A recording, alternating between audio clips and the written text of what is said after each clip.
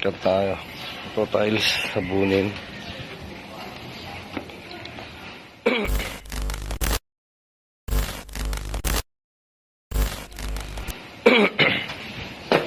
Main door.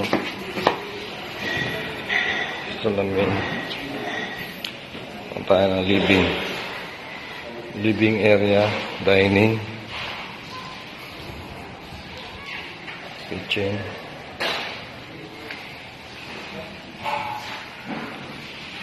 Ito, kitchen nila ngayon.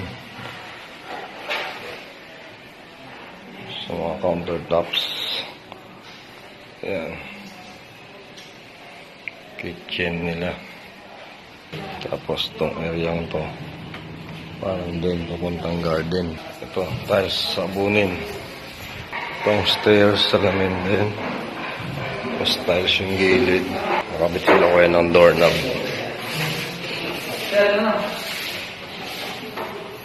Ito, okay. So, wala pang ilaw. Extension muna kami. Itong master, tapos na namin. So, as is pa rin cabinet. Mga out lang tayo. Tapos louver, tapos na yan. Cove, aircon. May sapin dito, pakitanggal oh. Master closet. Master closet, ayan o, kakagitan pa lang. Ayan. Wala pa. Tapos na rin yung louver na yan. Tapos yung cove. Salamin, hindi pa natin tinanggal yung mga plastic, ayaw pa. Ito, okay na. CR na remote control.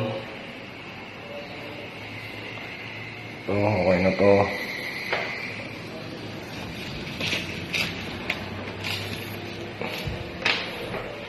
Sarap ko lang. Louver.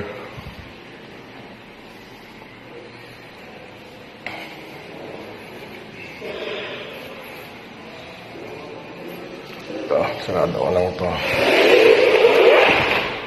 So, yung alikabok as is kasi may gumagawa. So, hindi pa rin mawawala ang retouch.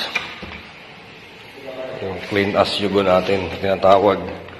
Ito, parang closet din to. Pag make-upan yan. Make-up. Bedroom 2. Okay na. Sa mga glass, mga plastic lang muna pinanasan natin katulad sa kabila. Baseboard, cove, as is, cove. Okay na yan. Cabinet, hindi tayo gumawa sa loob. Nag-try na. Family hall.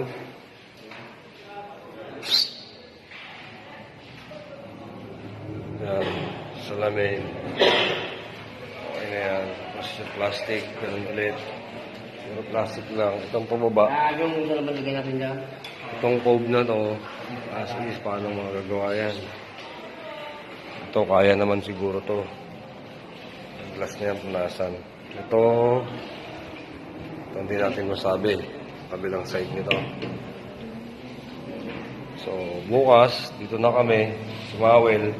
Bawas lang muna ng alikabok. Kasi kailangan yung oras na. Wala pa kaming CR din ngayon. Bawas alikabok.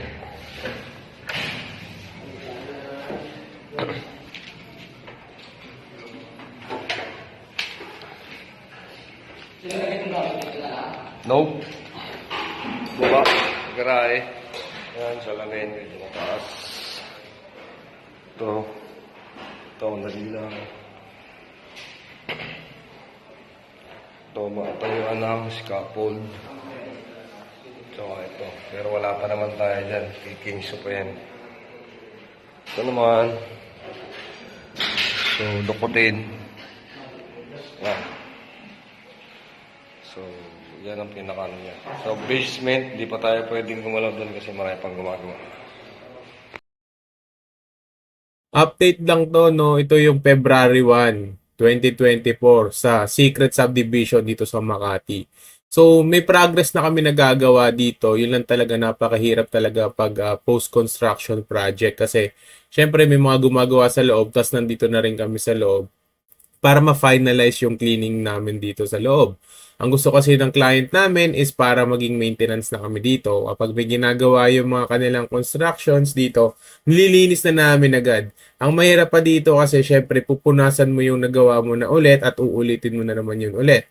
Kasi umiikot po ang alikabok dito sa ginagawa namin.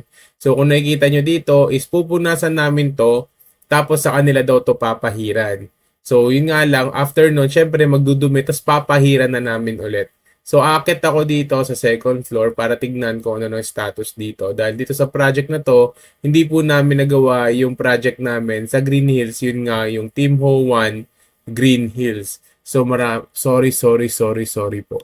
So, nandito na ako ngayon sa second floor. Ito pa rin yung sa may secret subdivision sa Makati. So, nakita niyo yung plastic na yan. Nalinis na namin yung loob niyan. Tapos nalagyan na lang namin ng plastic para hindi lang sobrang dumi ulit ang mangyari. Kasi actually dapat mag-i-stop na ako dito. Apparently, sabi ng client is continuous pa lang daw kami dito. Kasi for viewing na daw tong unit na ito. So, syempre, kailangan namin gawin yung best namin para may pagsabayan sa mga pintor, electrician, lahat na nandito, you name it. Sabay na talaga kasi post-construction project nga. So, kung nakikita nyo yung tiles nito dito, is kuskusin to. Syempre, mano-mano pa yan. Nakikita nyo yung iba is wala pang salamin. So, ito na yung sinasabi ko na dapat laging after construction nandito na kami. Pero yun nga lang, client insists, syempre sila masusunod kahit sabihin ko na ayaw namin gawin. Gusto pa rin nila tong paggawa sa amin para maging maintenance na kami dito kasi nga meron ng for viewing na itong unit na ito sa secret subdivision. Kung nakikita nyo, nililiha pa yung handle o railings ng hagdanan, hindi pa tapos lagyan ng pahid yan or pampakintab. Yung tiles na yan, nakikita nyo is na linis na namin yan. Pero itong stairs na ito is hindi pa namin to nagagawa. Napunasan lang pero hindi ganun ka-deep clean kasi nga syempre papahiran pa rin nila yan. So nakikita nyo tong salamin, hindi rin namin to pwedeng simulan kasi ang unang gagawa nito ay yung supplier ng salamin. Pag hindi na satisfy ang owner, saka kami pabalik at lilinisin yung salamin. So akit ako dito sa pinakataas o yung tawagin nating third floor kasi itong bahay na to is napaka-unique para sa akin. Ang ganda. First floor mo is parang simple lang, dirty kitchens lang siya. And then after that, yung second floor is dining na. So dito na kami sa third floor. Ayan, so walking lang kami dito. Yung nakikita niya may plastic niyan. Tapos na kasi yan eh. Yun nga lang, inuulit lang namin to ng inuulit. Kasi syempre may mga gumagawa pa. Pero naging strict na yung owner kasi after namin linisin yun nandito, is pinapasarado niya na yung mga pinto. Yun nga lang, bumalik ulit ako dito sa may CR. Kung nakikita niyo dyan. Kasi meron pang gumagawa doon. Kaya inulit na naman ng tao namin para linisin yung nandito, para ma-deep clean ulit. So, tapos na yan. Yan, nakikita nyo. Yun nga lang, nakikita nyo, wala pa siyang mga fixtures, no? Pero, nakikita nyo, nililinis na talaga yan. Kita nyo, wala pa rin yun nandito. Wala pa siyang salamin. Pero wala talaga, client insists. So, ang client namin ang masusunod dito sa gusto niya mangyari. So, itong isa naman si Boss Ino, siya ay nag-video kanina sa secret subdivision sa Taguig City naman yung nandun sa unang video na ito. So, nakita nyo, winawalis na yan. Kasi hindi ka pwede magpunas dito na hindi ka muna magwawalis o mag-vacuum. Para kahit pa paano, hindi gumasgas yun sa sahig. Pero nakikita nyo yung enclosure is tapos na yan. Yun nga lang, uulitin na naman ito for final finishing. Kasi nga, meron pa rin gumagawa. Kasi ang mahirap dito kapag may naghasa, may nag-grinder, inuulit syempre namin kasi umiikot yung alikabok. Kaya may cover na yung mga ibang part kasi nalinis na namin yun at kinuberan na lang. So, dito kami sa restricted. Tapos na, oh. Yun nga lang, wala pa mga TV, wala pa mga cabinets. So, lalagyan pa ulit yan. Wala pa rin kama. So, nandito tayo sa restroom nila, no? Yan. So, tapos na to. Yun nga lang, kailangan ulit itong ulitin.